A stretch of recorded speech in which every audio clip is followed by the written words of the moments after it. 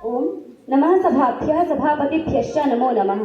मैं नंदिनी कक्षा एकादशी की छात्रा आज आप सभी के समक्ष जड़ी बूटी दिवस के इस पावन उपलक्ष्य में धन्वंतरी आचार्य श्री के विषय में अपने विचार प्रस्तुत करना चाहती हूँ। राग द्वेष छल कपट क्लेश से मुक्त रहे दिन रात, राग द्वेष छल कपट मुक्त से छल कपट द्वेष से मुक्त रहे दिन रात, पतंजलि के संस्थापक और कृष्ण रूप अवतार। सदा रहा है सत्कर्मों में नित्य ही जीवन काल, सदा रहा है सत्कर्मों में नित्य ही जीवन काल। धन्वंतरी आचार्य श्री को मेरा विनम्र प्रणाम, धन्वंतरी आचार्य श्री को मेरा विनम्र प्रणाम। ईश्वर ने प्रत्येक मनुष्य को किसी विशेष कार्य के लिए चुना है तथा उसके लिए उसको सामर्थ्य भी प्रदान किया है। यदि हम उसकी वाणी को अनसुना कर देते हैं या अनदेखा कर देते हैं तो ईश्वर उन शक्तियों को प्रकृति की व्यवस्था सुचारू ढंग से चलाने के लिए किसी और को सौंप देता है। इसलिए हमें अपनी शक्तियों को पहचानना चाहिए और संसाधनहीनता तथा विपरीत परिस्थितियों की दुहाई दिए बगैर अपने कार्य को जारी रखना चाहिए। हमारे देश में ऐसे अनेक महापुरुष हुए हैं जिन्होंने राष्ट्र हित को सर्वोपरि रखा। उदाहरणार्थ स्वामी दयानंद, स्वामी विवेकानंद, स्वामी श्रद्धानंद एवं आज आधुनिक युग में धन्वंतरी आचार्य श्री इस कार्य में अग्रसरीय है एवं बहुत ही अनुकरणीय है।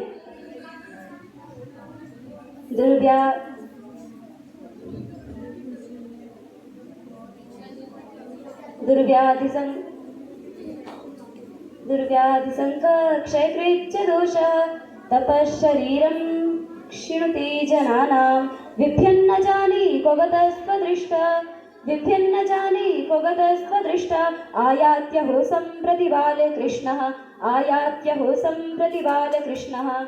परम पूज्य आचार्य श्री संबंध निष्ठा, कर्तव्य निष्ठा, स्वदेश निष्ठा, राष्ट्र निष्ठा, वेद निष्ठा, योग निष्ठा व आत्मनिष्ठा में एक निष्ठ, ध्येय निष्ठ तथा प्रतिष्ठित होकर जीने वाले पतंजलि के एक आदर्श अभिभावक हैं।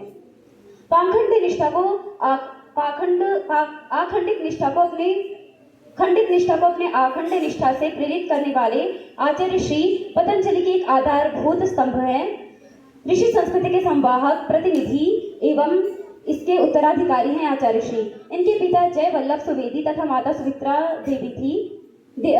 सुमित्रा देवी हैं। आचार्य श्री ने अब तक राष्ट्रीय तथा अंतर्राष्ट्रीय पत्रिकाओं में 330 से अधिक शोध लेख प्रकाशित किए हैं एवं 200 से अधिक पुस्तकें योग एवं आयुर्वेद के विषय में लिखी हैं। यही नहीं, उन्होंने कई अप्रकाशित आयुर्वेद ग्रंथों का भी संपादन किया है।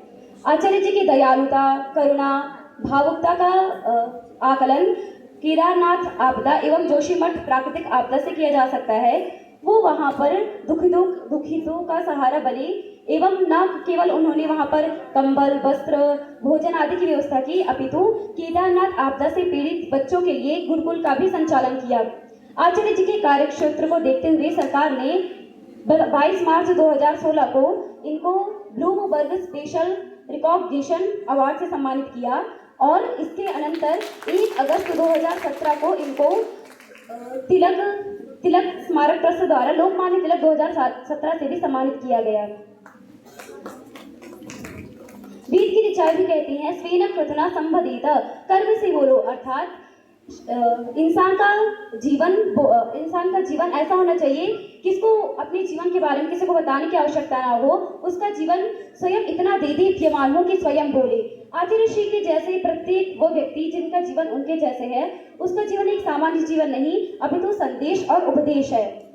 आचार्य जी पतंजलि विश्वविद्यालय के कुलपति एवं पतंजलि योगपीठ के एक आधारभूत स्तंभ होते हुए भी उनकी सरलता एवं सहजता हम सबके लिए अनुकरणीय है। धन्यवाद।